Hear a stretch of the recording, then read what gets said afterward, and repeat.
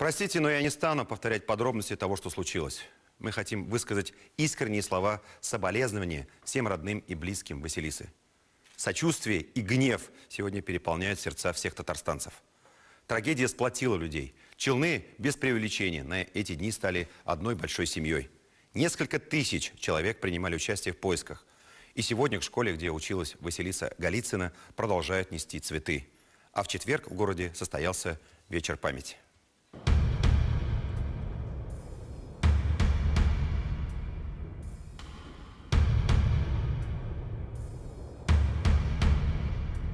Восьмилетняя Василиса Голицына была зверски убита. Эта информация появилась в прессе вечером 6 февраля. Это стало шоком для нескольких тысяч людей, которые все это время жили с одной лишь мыслью. С мыслью о надежде, что девочка жива. 5 дней пропавшую Василису искал весь Татарстан. Это стало, по сути, беспрецедентным случаем. Такого общественного резонанса в городе, да и в республике, кажется, еще не было. Тысячи неравнодушных людей в один миг сплотило общее горе. Вчера нашли тетрадь, мы уже аж слезы у нас. Дневник нашли, кровь по этим находим, но все равно думаем, что это, что-то. Надеемся, что да, надеемся. Ну, хоть какая-то надежда есть? Есть. Конечно, есть. Ищем, да. Оставляем детей дома с бабушками и едем сюда. Единственное, что самое радует, то, что подключается народу все больше и больше с других городов. И вот так вот ищем. Вот эта 5-я общеобразовательная школа набережных Челнов, где училась Василиса, на время поиска стала штабом. Каждое утро сюда стекались люди со всего города и близлежащих районов. Дальше волонтеры, получив ориентировки, уже начинали поиски по деревням, по полям, по заброшенным садовым участкам. Передвигались в основном небольшими группами, по несколько человек. В руках у всех информационные листовки. Нужно было зайти в каждый двор, в каждый дом, опросить каждого жителя. С этой группой волонтеров мы встретились в деревне Ташкищу, что находится в 30 километрах от Челнов в сторону Сармановского района. Именно тогда, когда была получена первая информация о том, что на этой территории видели предполагаемого преступника. Где-то увидели, может быть, машину. Для нас это уже какая-то информация. Где-то увидели, что кому-то привезли ребенка, как бы бабушке какой-то, у которой не было внуков. Вот как бы Опять-таки, вот, да? да, для нас вот это как бы уже информация. К сожалению, вы знаете, вот надо опять-таки с прискорбием отмечаем, что, к сожалению, такие неприятные даты, неприятные события объединяют и сплачивают людей. К сожалению, не какие-то увеселительные там празднества, да, нас вот горе делает нас ближе друг к другу. У самого дети такие же. Поэтому переживаю за родителей, переживаю за этого ребенка. Лишь бы все нормально обошлось, лишь бы был живой, самое главное. Все остальное ерунда. Многие сельские жители были уже в курсе происходящих событий. Кто-то дает волонтерам указания посмотреть тот или иной заброшенный дом, кто-то приглашает в дом согреться и отдохнуть. Но одно было очевидно. Не было ни одного безучастного человека. Это горе стало общим, неотделимым, как еще одно доказательство того, что чужих детей не бывает.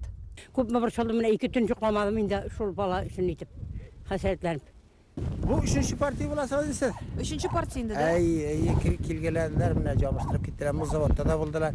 Muzavatta tünnede jürgenler. Onda mektep kırında. Prosta stolova kirgende buylagan bulganlar indi. Kirmegenler indi.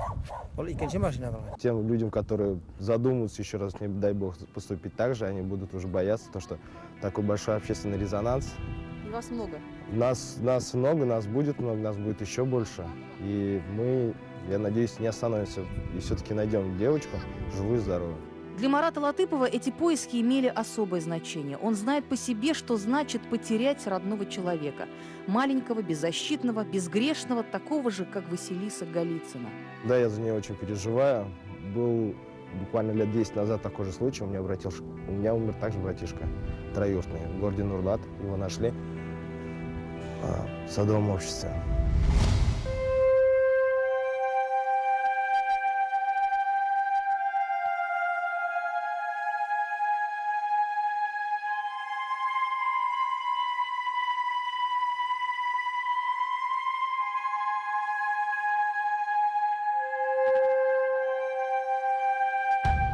За нами сейчас остается поселок ГЭС, где как раз и находится 5-я общеобразовательная школа. Впереди нас уже совсем другой поселок Набережных Челнов, поселок Сидоровка, где как раз и проживает семья Голицыных. Эти два поселка соединяются между собой трассой М7 и вот этим пешеходным переходом. По словам директора школы, в тот злополучный день одна из родительниц все-таки провела Василису Голицыну через этот темный, безлюдный пешеходный переход. Но дальше девочка пошла одна вдоль трассы. Для нее это был не новый маршрут, а вообще весьма привычный для жителей поселка Сидоровка, которые не хотят идти в обход через дворы, через дома, а выбирает именно этот путь. Прямой, но опасный. Дом, где жила Василиса Голицына, находится практически на окраине города. Эта дорога от школы до дома занимает не больше получаса. Но ходить по ней небезопасно. И не только потому, что эта трасса М7 никак не огорожена. Это теперь уже роковое место даже у взрослых вызывает неподдельный страх. Там не людно, вот поэтому не людно. Нету там людей, совершенно мало совсем. Особенно вот, видимо, в такое время, когда вот они идут со школы, с бассейна. Со школы могут они там еще как-то, это я не знаю. Но вот было время до 7 бассейн был, в 8 часу. Я говорю, если кто-то там стоит, я наоборот еще боюсь идти. А когда, если нет никого, мы бегом с ней пробегали. Вот мне 60 лет, я боялась, честно. Ну, это федеральная трасса. По федеральной трассе все в школу идут. Центральная трасса. Неужели нельзя нигде обогнуть? Может быть, отсюда? Нет. Отсюда это получается в обход. Это слишком далеко. И опять-таки это только про полю. Да, это поднимался уже этот вопрос. Но у нас же обычно как бывает, после какого-то случая только начинается. Елена Василису знает с малых лет. Девочка выросла на глазах соседей. Тихая, воспитанная, скромная. Впрочем, как все 6 детей семьи Голицыных. Соседи уверены, что была бы другая дорога, не было бы этой трагедии. Безлюдная тропинка вдоль трассы – одна из косвенных причин. В остальных будет разбираться следствие и суд, который должен будет определить меру наказания тому, кого сложно назвать человеком. Знаете, сердце разрывается. Как так можно было? Маленькая невинная девочка, очень красивый, очень милый ребенок. Я не представляю, как можно было это сделать. Земля и пухом. Эльзира Юзаева, Роман Безменов, Ильшат Аюпов и Рустам Точин. 7 дней.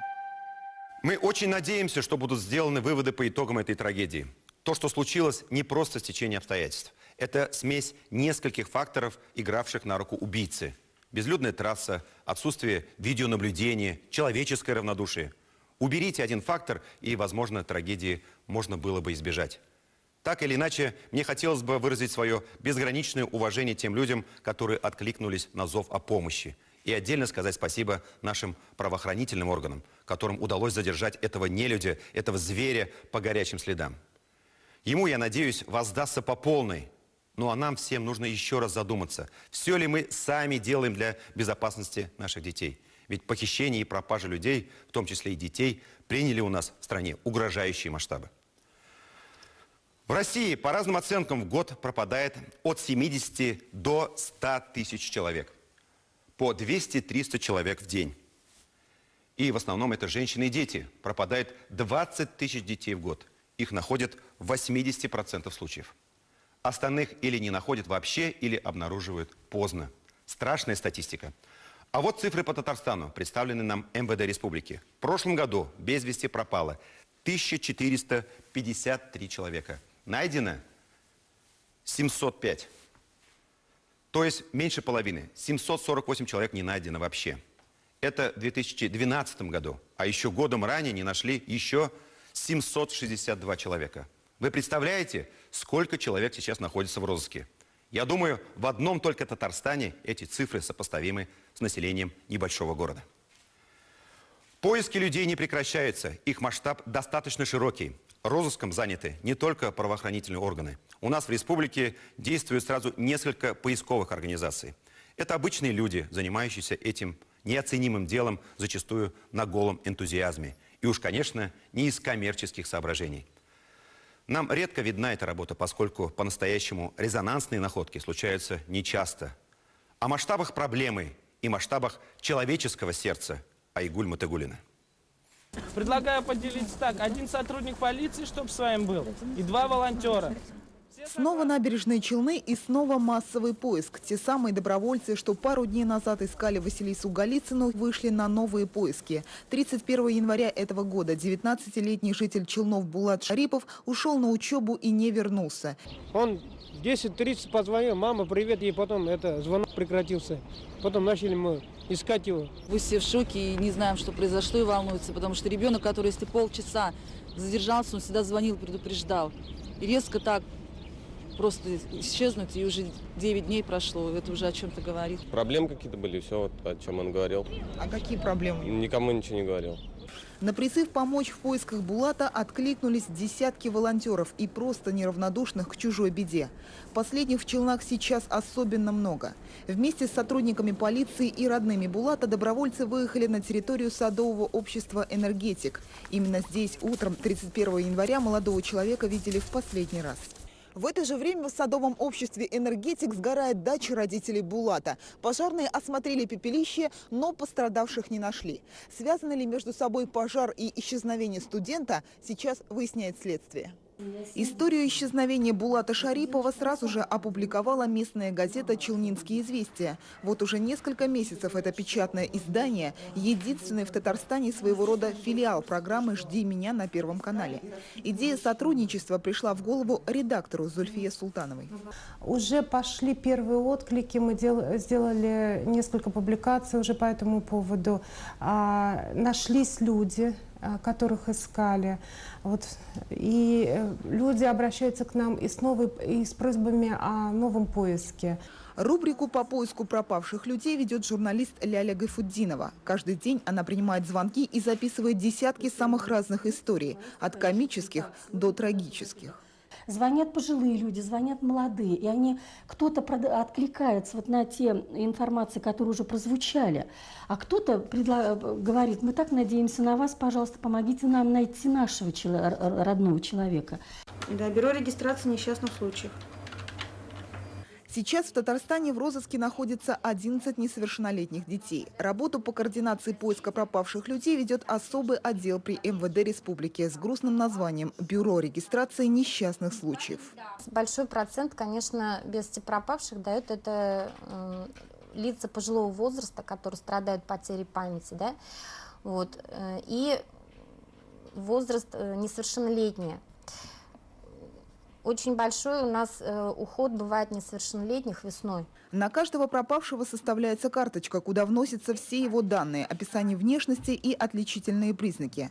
В этой же базе числится и Анна Юдина. 21-летняя жительница Казани работала танцовщицей в одном из ночных клубов. В ночь с 3 на 4 ноября прошлого года Анна вышла после работы, но домой так и не вернулась. Милиция говорит, что они работают, никаких новостей нету. Ждем, надеемся. Людям кажется, что не ищут, но это не так. Сотрудник один, у него, соответственно, в производстве еще с десяток дел, там, допустим, без пропавших. И каждому делу он должен уделить внимание. На помощь полиции приходят волонтеры. Вот уже полгода в Казани ведет свою работу отделение добровольного поискового отряда «Лиза Алерт». В России он был создан после того, как в сентябре 2010 года в Подмосковье в лесу вместе со своей тетей заблудилась и пропала 5-летняя Лиза Фомкина. На поиски девочки вышли сотни добровольцев. Они-то и нашли Лизу. Девочка умерла от переохлаждения на 9-е сутки со дня ее пропажи. В Казани в поисково-спасательном отряде всего 11 активистов. И это при том, что группа в социальной сети насчитывает более 3500 участников. И они не поддерживают. Они любят задавать вопросы из серии: «Ой, а нашли? А что вы новости не пишете? А когда вы напишете новости? А вы возьмите, распечатайте листовку, повесьте у себя на подъезде. Может быть, тогда появятся новости». В Татарстане, да и по всей России о пропавших людях слишком мало говорят, считает Кирилл. И приводит в пример другие страны, где работает особая система оповещения о пропаже детей – Амбер Алерт. На уровне правительства обязали каждый канал, вне зависимости от того, какое время – вечернее, утреннее, ночное, что там идет, ток-шоу какое-то крутое или еще что-то. В случае, если пропадает ребенок и там до 21 года люди, они обязаны эту информацию давать сразу.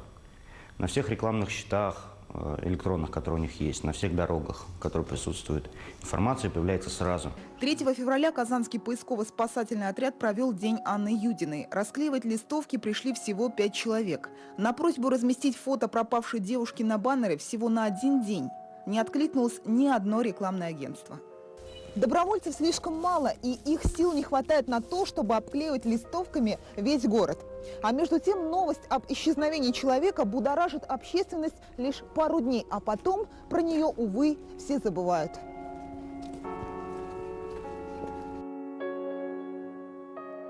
На вечере памяти Василисы Голицыной, где собрались около 1500 жителей, прозвучало предложение создать в Челнах волонтерское движение и назвать его в честь погибшей девочки – Василиса.